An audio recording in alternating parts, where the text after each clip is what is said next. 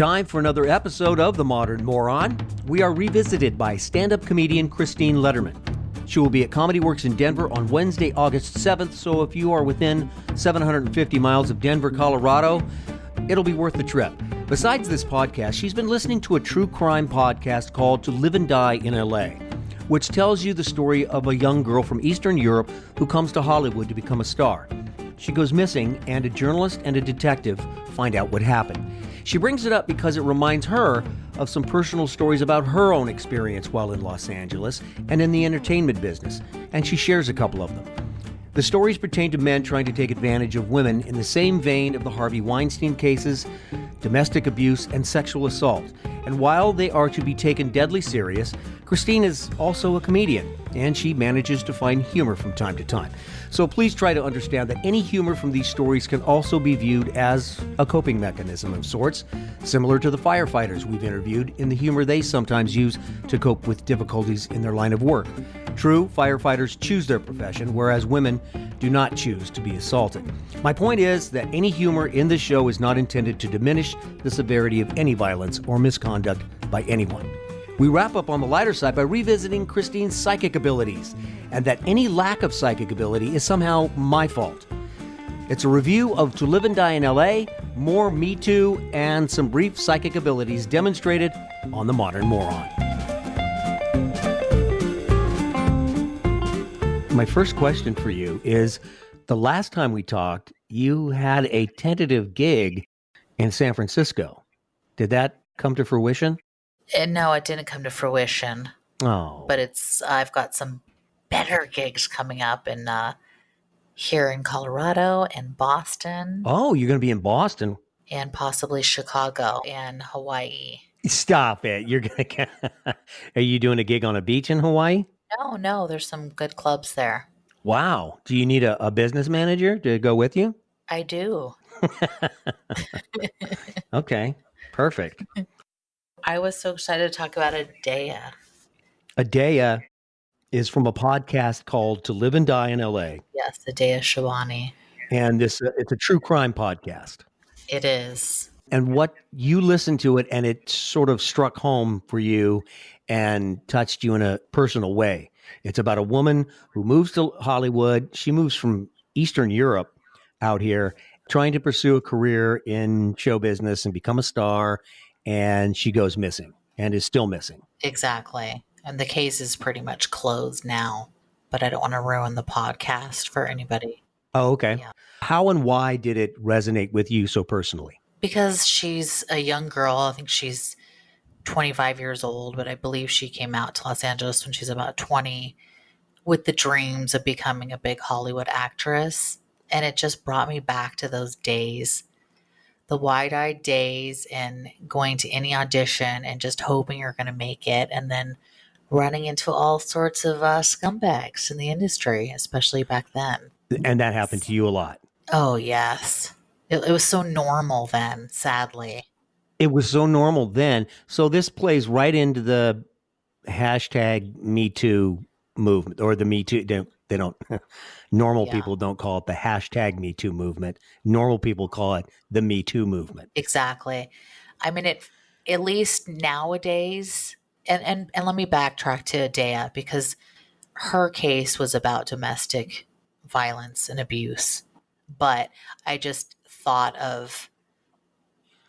was just picturing her at all the auditions dealing with people like I would have had to dealt with, or she would have had to back then, and how at least nowadays it's better. These people are aware of it.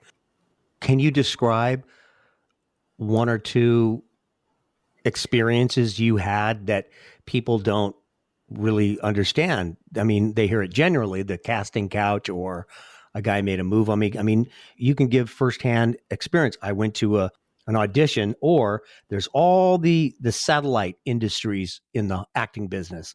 Once you get out there, you should be in an acting class. You've got to get headshots. You've got to get, and if you're a woman getting headshots, you've got to have wardrobe. You got to have somebody do your makeup. You got to have somebody else do your hair.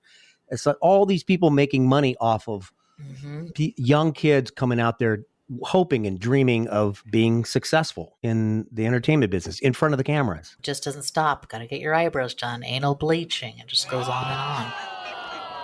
Well, it depends. Okay. Why don't you tell us about your experience in that last one, the bleaching?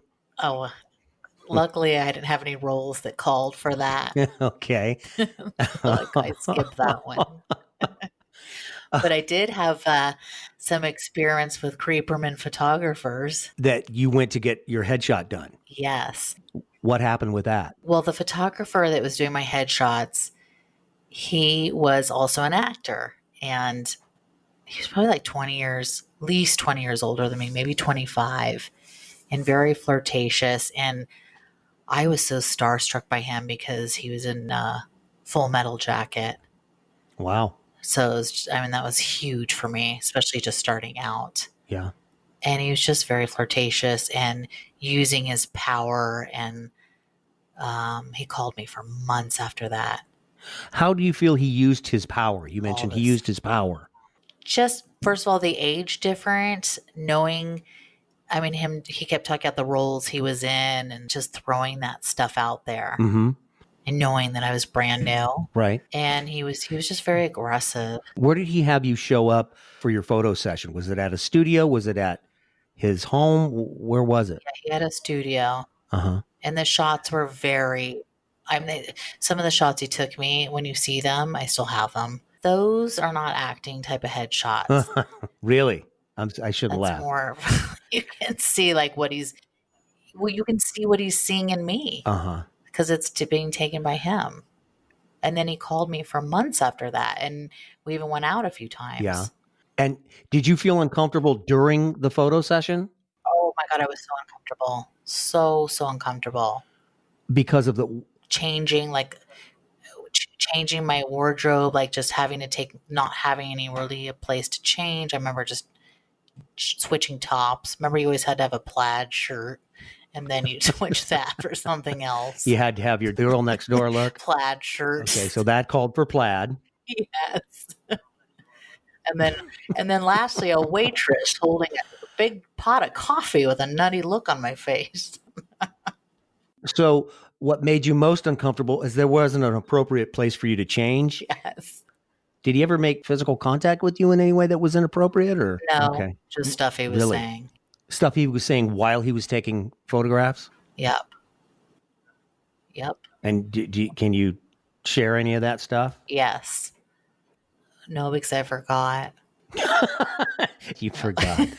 Okay. All right. Yes. They erased it in the hypnosis therapy. But he came on to a lot of girls. Oh, he did. He had a reputation for that. Oh yeah. Did you know that before going in? No, I didn't know that. And I found out in an acting class. Like someone saw my headshot and they're like, "Oh, that was definitely taken by Mr. X. whatever his name is." I'm just skip saying his name. And how about in your acting class, your scene study classes? Was there any inappropriate stuff that went on in those classes with boys coming on to you? No, actually, those were pretty professional. Good. I'm trying to think I don't remember anybody coming on to me, but I was a character actress, so it's not like I had a lot of lovemaking scenes, or whatever you call it. I didn't have too many of those type of scenes. But actually, when I very first moved to LA, I was going to Santa Monica City College, Mm-hmm. and I was walking to class, and there was a guy that stopped me, good looking guy, and he said, "Hey, do you happen to be an actress?" I'm like, "Well, yes, actually I am, without a thing on my resume, and I'm at Santa Monica City College." He goes, he started talking to me, and it's like, "I'm a dancer. I'm working with Paula Abdul. She was huge back then, and we're shooting this video, and I'm actually going over to do it right now, and we need some more people in the video." And I was so excited listening to him, like, "Oh my gosh, he's choosing me. Mm-hmm. And that would be so great to be in a Paula Abdul video." And then he said, "Can you do it right now?" And I'm like, "Well, I have class." He goes, "Well, okay." He goes, I have to get going, so we're going to shoot." I'm like, "No, I'll skip class." Mm-hmm. Because of course that's more important. Something with my acting career. Yeah. And then he told me he would meet me around the back. Ooh. And he said, "Why don't you wait a few minutes?" And I'm parked, like it was some weird place to be parked, not in the normal parking lot of campus. And then I realized he even was a student. He didn't have his books. He's just kind of in the central area where we hung out between classes. Right. And he said, I'll meet you back. I'm going to go get my car. I'll pull up and I'll meet you back at wherever. And like, he didn't even want me to walk with him to where he was parked. And then luckily I listened to my intuition, but I'm like, this doesn't sound right. And I didn't go. And I always think about that day too. Like, there's no way that was legit. But at that time, you just get so excited. Yeah. Thinking you've got a shot. You get to the point where you want to believe it. You want to believe it's going to be something good. Exactly. Because it's so rare when it comes along. You get, I know what you mean. And then we were talking about this last episode. And I would say guys and girls both have that, oh my gosh, I want this so much. But because of the male dominance in the entertainment business, women are subject to it more because of sex. Yep. I did have, it wasn't sexual, but I had gone on an audition. It was for a show that was going to be like a hidden camera show, and a lot of improvisation was going to be involved. And I remember that they had us stay late. They brought us in all together after the auditions, and this one sleazy ass they were asking us for ideas, which is basically, hey, help us write our show. Back then, they changed the rules about, and we won't give you any credit. They have since changed the rules about improvisation at auditions, because especially for commercials, they'll say, oh, we want you to improvise some stuff, which is basically, we want you to write it for us. And then when you leave, we won't give you the part, but we'll sure as hell take your idea. That's happened constantly. And that's what this one guy did. We were throwing out ideas, and he gives me this very confident, casual, oh, you're on the show. You're on the show. Don't worry about it. Well, guess who wasn't on the show? Me. It was just a big line of bull.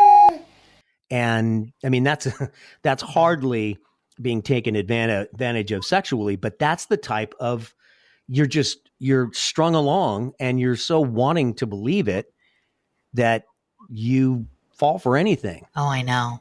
And I had a very unpleasant experience too with a manager. Oh, really?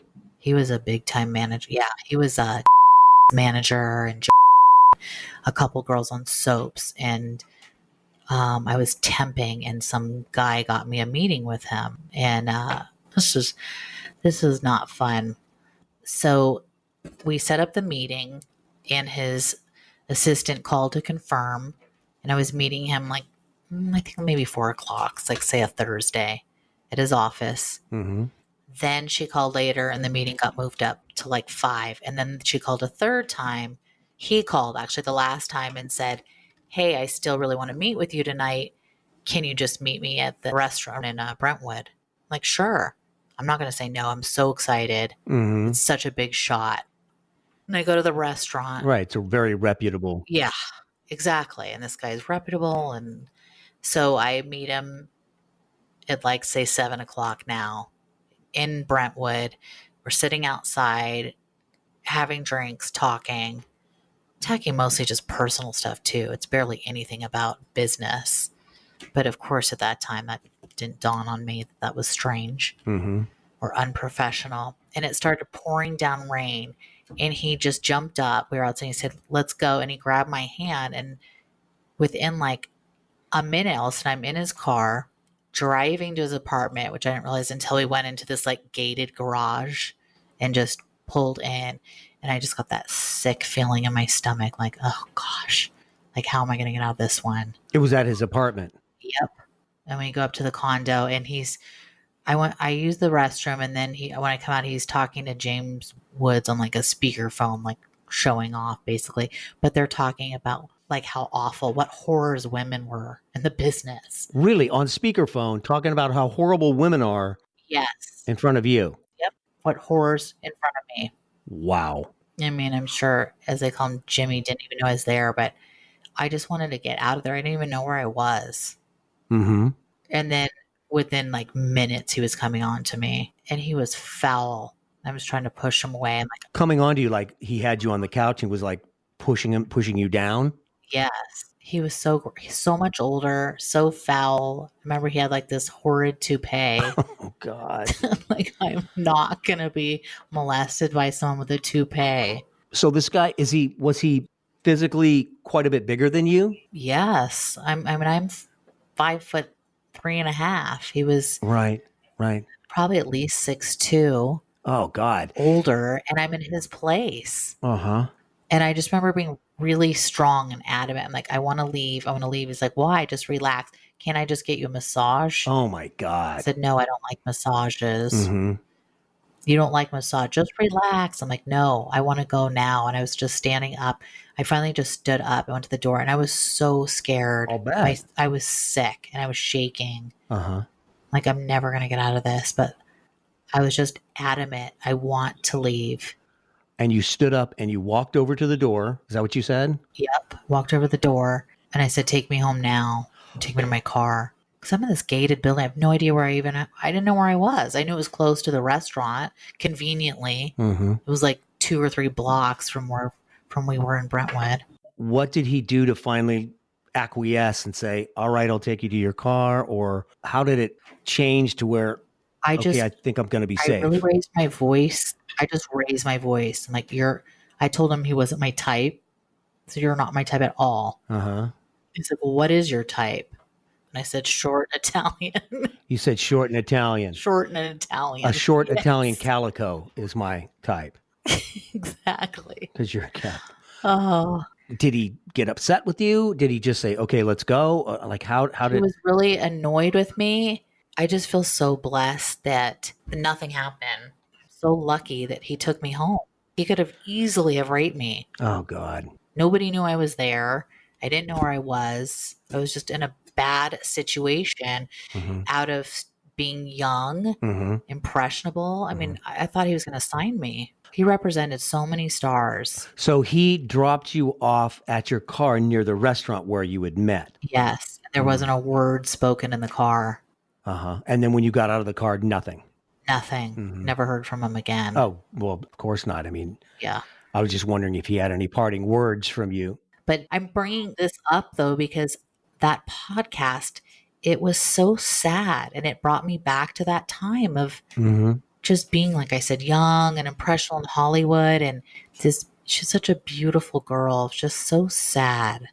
And she said she wanted to be a different star. And how common your story is, how frequently that has happened to so many women. Oh my gosh. So on different levels, because you never know who you're meeting in LA too, or in Hollywood. I know. You don't, somebody says they're a producer. Oh, a producer.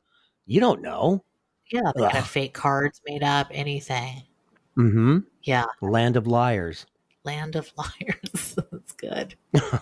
So nothing like that happened to you? Surprisingly, nobody ever tried to throw me on a casting couch. No, well, it happened to some of our male friends. Oh, really? Oh, yeah. Like who? I wouldn't put their name on, but do you know of a guy that... I'm not going to say his name. You know who he is too. Who? I can't say. Yeah, you can. I'll cut it out. Oh, got totally accosted by some casting director. Really? He had him come to his house too, and he answered the door in a robe. Ew. Ew.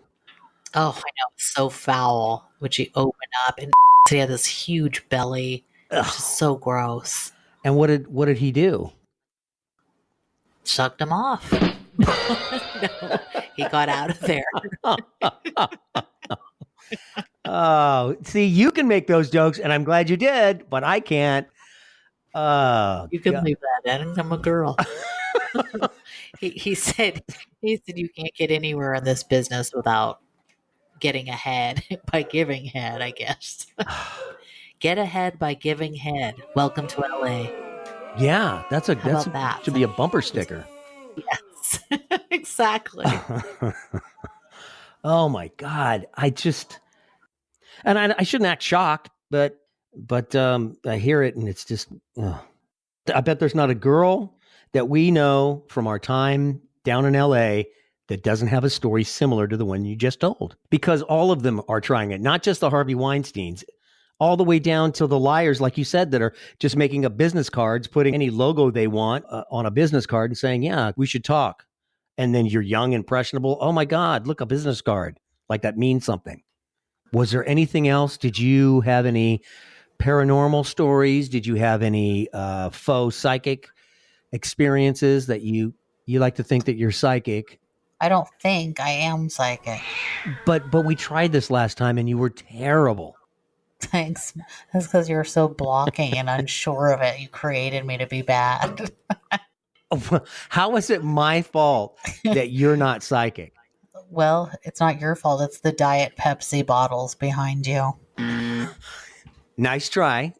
There's nothing. So Diet Soda's bad for you. There's no diet soda cans behind me. No bottles. At all. There's a bottle. There. Let me look behind me. Nope. No bottles. There's a drum kit behind me. Chicken drumsticks? Jeez. See, so what can I do to help your channels flow and allow you and your psychic abilities to come through? Because I want everyone to see how psychic you really are. What can I do? You can start believing in it. Okay. You're just not. You're shaking your head. Your mind's saying, no way. I'm not shaking my head. As for next time, Christine's psychic abilities on The Modern Moron. We are definitely going to follow up on Christine's psychic abilities. As for her stories about being taken advantage of, a couple of things stuck out for me, especially the story about her meeting with the talent manager that went very bad. One is that she raised her voice. The other is that no one knew where she was. Those are two things, ladies, that you have control over. If some jackass thinks he's got you alone, raise your voice. Keep raising your voice. Contact me. I can give you some good pointers on yelling. Secondly, let someone know where you are at all times, particularly at night. If not a parent, then another relative, a girlfriend, someone. You don't have to post your every move on social media. In fact, don't. But you girls need to take care of each other. And no, there certainly aren't any young girls listening to this show, but you may have a daughter or even a granddaughter who's in her 20s out in the world. I have a daughter that will be out there soon enough, but she already knows so much more than her dad that she probably won't take my advice well. So tell your daughters and granddaughters to take care of each other. Don't go places alone. Check in with each other if they won't check in with you. Okay, end of lecture, as I tell my daughter. Thank you again to Christine Lederman for being on the show. She is at Comedy Works in Denver on Wednesday, August 7th, and will keep you posted on upcoming dates in Boston, Chicago, and maybe even Hawaii. Thanks for listening to The Modern Moron, and we'll see you next time.